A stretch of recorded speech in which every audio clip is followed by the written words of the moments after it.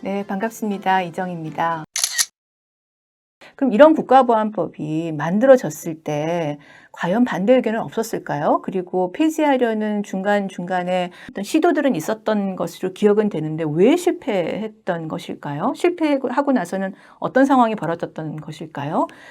간단히 알아보겠습니다. 국가보안법 제정된 거는 1948년 12월 1일인데요. 당시 반대 의견이 꽤 많았습니다. 특히 일제강점기에 독립운동을 하다가 국회의원이 된 분들이 반대 의견을 아주 많이 제기했습니다. 일제치안유지법과 다를 게 뭐냐라는 거죠. 일제치안유지법은 일제가 행동에 이르지 않는 사람들을 처벌하기 위해서 조직만 만들면 처벌했던 것이 치안유지법입니다. 즉 사상범 탄압이라고 했던 것이죠. 국가보안법도 역시 아까 제가 말씀드렸지만 내란이라는 행동으로 가지 않는 조직만 만든 사람들을 처벌한 것이기 때문에 치안유지법과 똑같은 것이다 라고 당시 독립운동 하셨던 분들이 이렇게 비판을 했던 것입니다.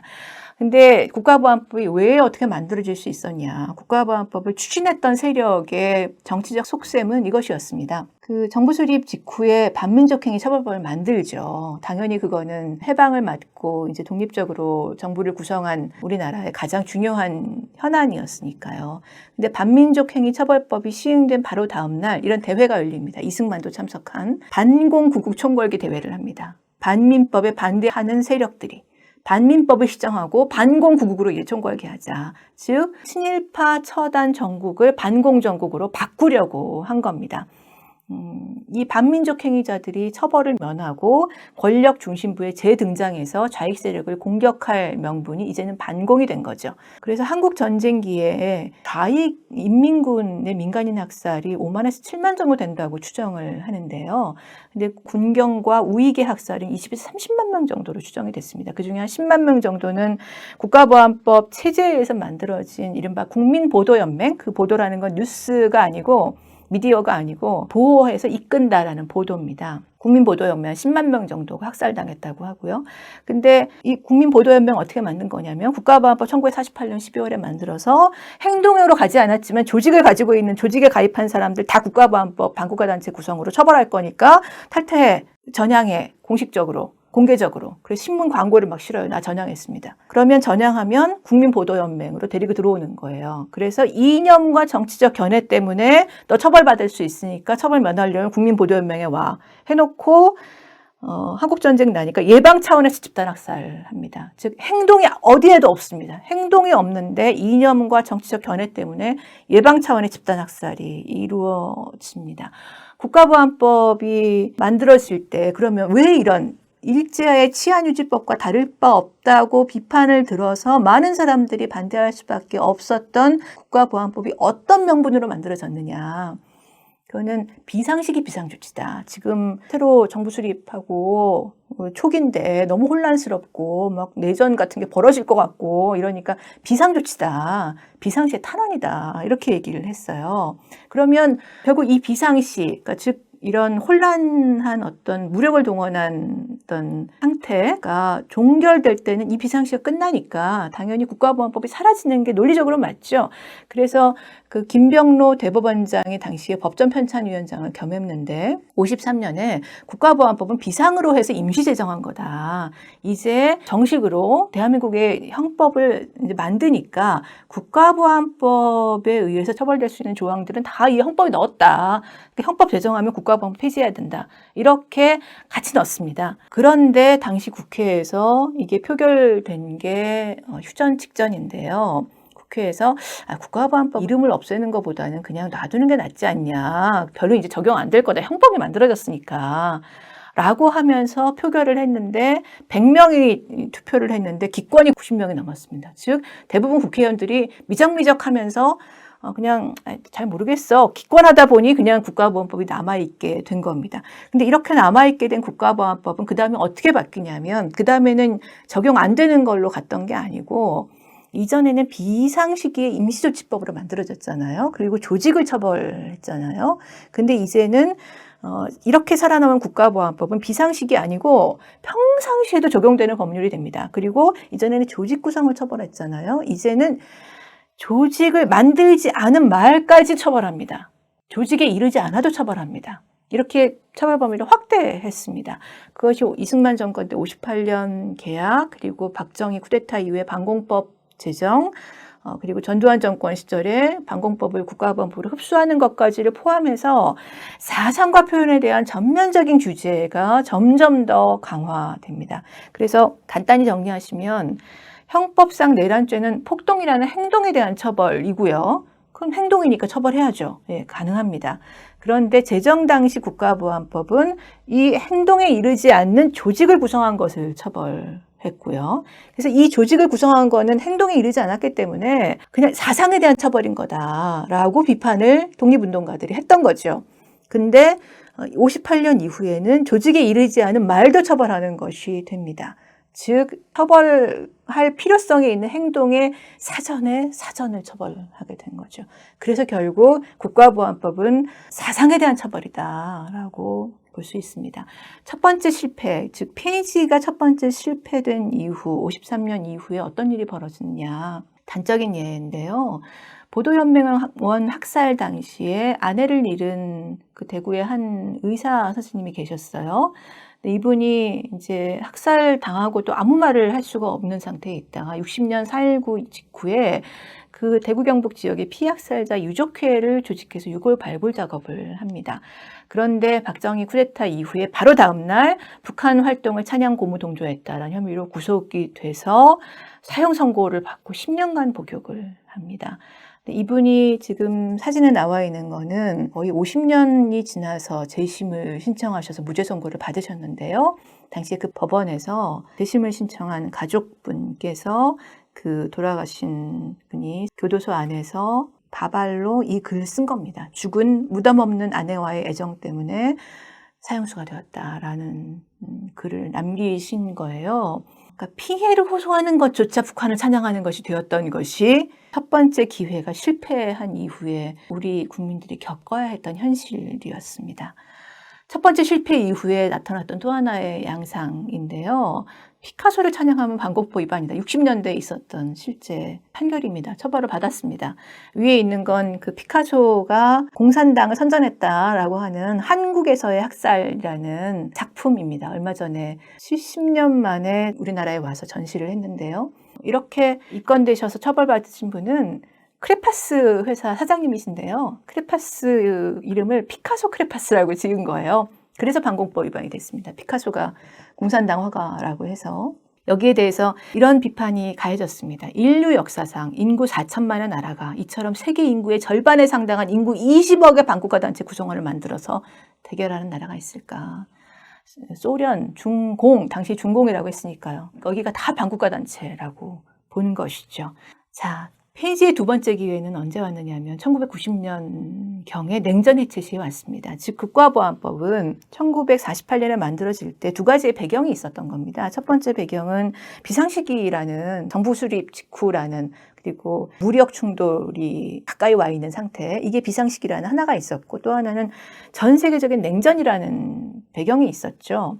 근데 이 첫 번째 배경, 비상시기라는 건 1953년에 없어졌는데 그때 우리가 국가보안법 폐지 못한 거고, 두 번째 배경은 1990년경에 냉전이 전 세계적으로 해체되면 되게 됩니다. 이때 국가보안법을 폐지할 수 있는 기회가 오죠. 즉 중국 소련과 이제 수교를 하게 되고요. 그리고 그러면서 정부가 1990년에는 광복 45주년이다. 그러니까 5일 동안 민족 대교류 할게. 그때 북한 체제 찬양 고무 동조 이런 거 처벌 안 할게. 자유스럽게 왔다 갔다 하자.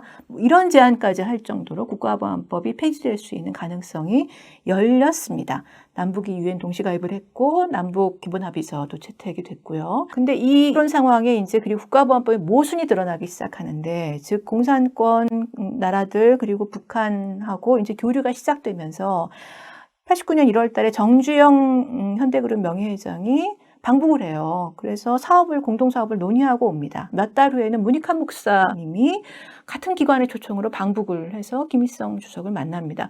두 가지의 행동에 대해서 당시에 누구는 처벌하고 누구는 처벌을 안 해?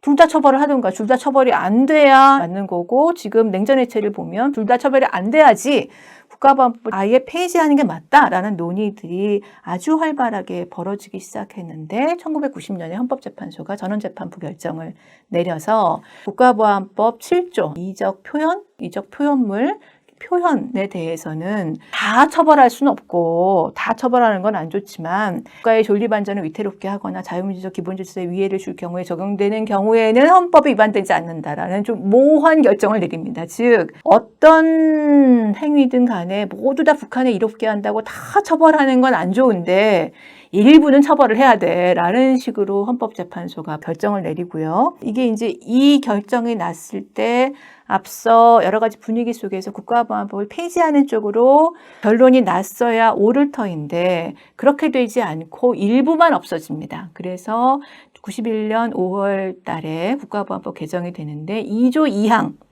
7조 2항, 즉 공산계열 노선에 따라 활동하는 국내외의 결사 또는 집단도 반국가 단체로 본다는 조항만 빠집니다. 즉 소련과 중국에 대해서는 이제 찬양해도 돼, 좋다고 해도 돼. 근데 북한은 안 돼. 인 겁니다. 네. 두 번째 실패 이후의 변화는 어떻게 됐냐면 91년에 남북대화가 이제 본격적으로 당국 간 시작됐잖아요. 그러니까 그 이후에는 반국가 단체를 구성했다는 이유로 처벌하는 규정은 91년 이후에는 실제로는 북한의 지도자나 북한의 간부들에 대해서 적용되지 않습니다. 주민들에 대해서도 거의 적용 사례가 없습니다.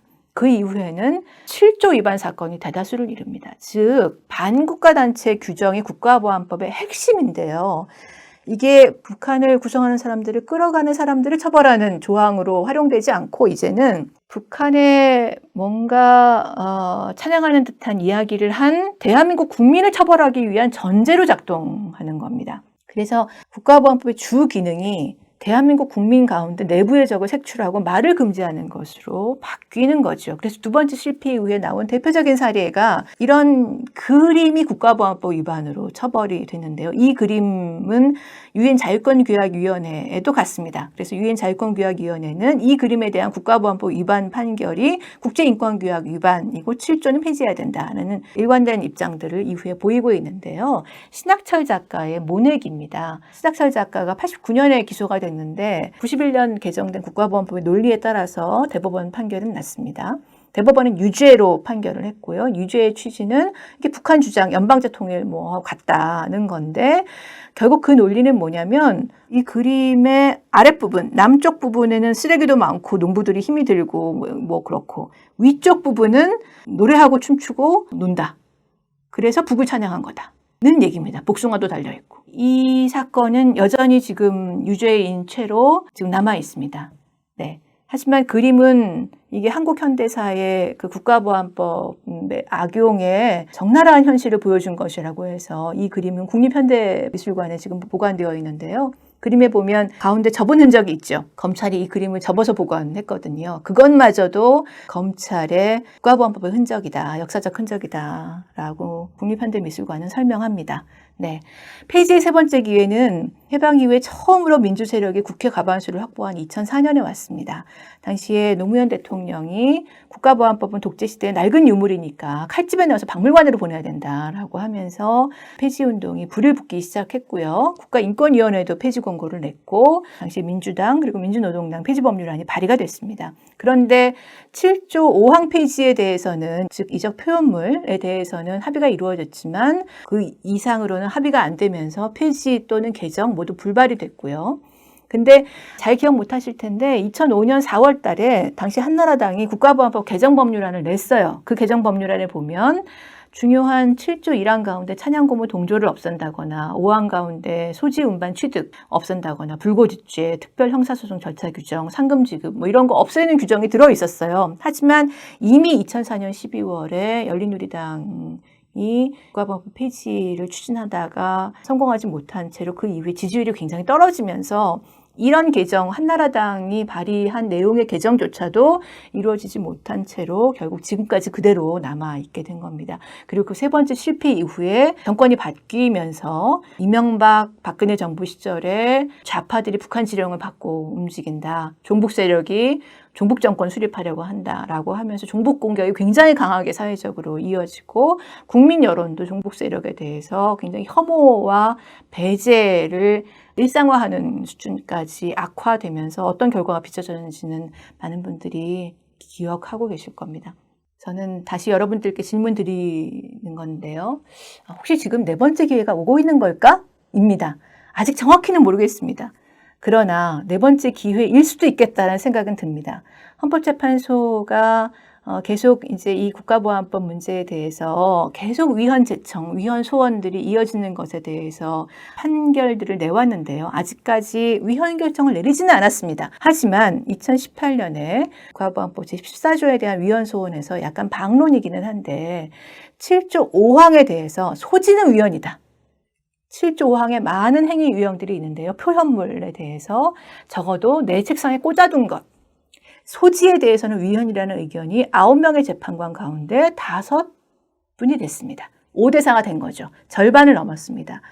위헌 결정이 나려면 6명을 넘어야 되고요. 네, 그래서 저는 지금 네 번째 기회가 오고 있는 것이 아닐까 하는 생각을 가져봅니다. 지금 박근혜 대통령 시절에 종북 공격이 너무 광범위하게 활용되고 그 여파로 탄핵을 거치면서 종북 공격의 효과는 약간 떨어진 상태가 됐죠. 그리고 유엔 인권기구들에서 계속해서 7조 개정 내지는 폐지를 권고하고 있고 남북관계 개선 여지도 아직은 있는 것 같습니다. 그리고 2020년에 민주세력이 5분의 3을 확보했고 국가보안법 7조 폐지안, 또 폐지 국민동의 청원, 또 폐지 법률안들이 지금 다시 또 발의가 된 상태입니다. 그래서 기회가 오고 있다고 저희가 생각해보고 이제 기회를 우리가 만들어가야 되지 않을까라는 겁니다. 지금 국가보안법을 폐지해야 하는 이유입니다. 다시 한번 질문을 해보는 거죠. 어떤 사회에서 살고 싶으세요? 뭔가 사회를 바꿔야 되겠다는 생각이 들죠. 네, 이 생존을 위해서 필사적으로 달려온 경계하고 배제하는 무한경쟁 사회에서 어떤 사회로 바꿔야 될까요? 혐오와 배제, 자기검열의 사회를 바꾸고 각자가 자유롭게 상상하고 서로 다른 사람들이 공존할 수 있는 사회로 바꿨으면 좋겠습니다.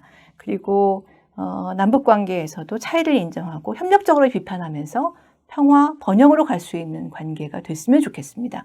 그런 사회로 가려면 국가보안법 폐지가 필수라는 겁니다. 지금 이런 내가 어떤 세상에서 살고 싶은가라는 측면을 하나로 말씀드렸는데 환경의 변화도 있죠. 물론 그러니까 냉전이 끝나고 남북 유엔 동시가입이 된 이후에 벌써 30년, 한 세대가 지났습니다. 한 세대가 지났으면 사회가 바뀔 때가 또 된 거죠. 남북관계와 북미관계도 이전처럼 계속 답보할 수 없는 상태인 것 같고 뭔가 변화가 이제는 오는 듯합니다. 그리고 이런 뭔가 폐지가 될 것 같은 기회가 폐지할 수 있을 것만 같은 기회가 왔을 때 없애지 못하고 남겨두면 다시 악용됩니다. 첫 번째 폐지 기회를 놓쳤을 때 악용, 두 번째 기회를 놓쳤을 때 악용, 세 번째 기회를 놓쳤을 때 악용을 기억하실 수 있겠죠. 네. 그래서 지금 이 네 번째 기회를 놓치지 말고 폐지해야 한다고 저는 생각합니다. 그러려면 폐지 방법은 국회의원들한테 폐지하라고 왜 안 하냐고 해야 돼 라는 답을 하실 수도 있겠지만 그것보다 폐지에 찬성하시는 분들을 많이 늘려나갔으면 좋겠습니다. 그리고 폐지에 찬성하시는 분들이 다른 분들에게 국가보안법을 가지고 생각할 수 있는 시간을 한번 가져보라고 제안하는, 가져보라고 한번 생각해보자고 하는 말이 더 많아졌으면 좋겠습니다. 그래서 국가보안법 폐지는 이런 분들이라면 찬성할 수 있는 과제입니다. 적어도 민주주의라면 생각은 자유로워야 된다. 민주사회의 꽃은 토론이다. 토론의 금기는 없어도 된다. 헌법이 우리 사회의 가장 최고의 법률이니까 헌법의 기본 원리가 법률에 관철되어야 되고 통일문제 국민투표를 해야 될 텐데 그러려면 어떤 주장이든 들어보고 토론해야 된다.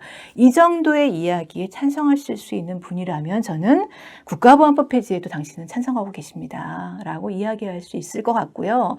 국가보안법 폐지하기를 강력하게 바라신다면 국가보안법 폐지에 찬성하실 수 있을 만한 다른 여러분 옆에 다른 한 분에게 30분만 또는 1시간만 국가보안법을 한번 하고 얘기해보자. 국가보안법을 놓고 이야기해보자. 라고 제안해 주셨으면 좋겠습니다.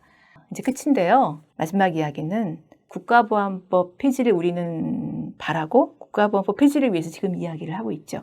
근데 기억하셔야 될 것은 국가보안법 폐지가 끝이 아니라는 겁니다. 즉, 국가보안법 폐지로 혐오의 뿌리를 우리가 걷어낸다고 할지라도 그 혐오라는 것은 언제든 다른 피해자를 찾아서 다른 소수자를 차별하고 배제하는 새로운 혐오법제로 만들어질 위험이 있다는 겁니다. 국가보안법이 있기 전에는 그냥 법 없이도 민간인 학살을 했고요. 국가보안법이 만약에 없어진다고 하면, 우리가 없앤다고 하면 그 이후에 또 다른 어떤 명분으로 혐오와 배제는 피해자를 찾아서 법으로 만들어질지 모릅니다.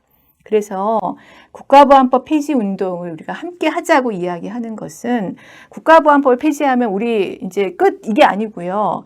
모든 차별에 반대하고 우리는 혐오 표현을 거절하는 사람들로서 앞으로 이런 노력을 계속해 나갔다는 그런 의지를 가지고 국가보안법 폐지를 위해서 노력하고 있는 것이다. 폐지 때도 우리는 계속 이 차별에 반대하는 행동을 하겠다라는 스스로의 결심이 필요한 것 같습니다. 국가보안법 폐지 운동은 결국 그러면 공존과 연대라는 인간의 본성을 되살리기 위한 인권운동이고요. 소통과 협력의 관계를 사람들 사이에, 남북 사이에 만들어 나가는 평화운동입니다. 즉, 인권과 평화를 위한 다양한 사회운동과 함께 나아가는 인권운동이자 평화운동이 바로 이 국가보안법 폐지운동이라고 저는 생각합니다.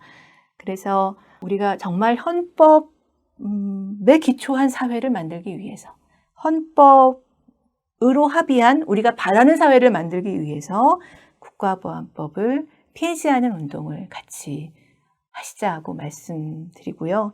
국가보안법을 폐지하고 나서도 우리는 이 공존과 연대, 소통과 협력을 위해서, 인권과 평화를 위해서 함께 나아가자는 마음을 가지고 진전을 만들어 나갔으면 합니다. 지금까지 말씀드린 내용들은 민주사회를 위한 변호사 모임에서 펴낸 헌법 위의 악법 책에 자세히 들어있습니다. 그리고 곧 2권도 나오게 됩니다. 많이 읽어주시면 고맙겠습니다. 네, 들어주셔서 고맙습니다.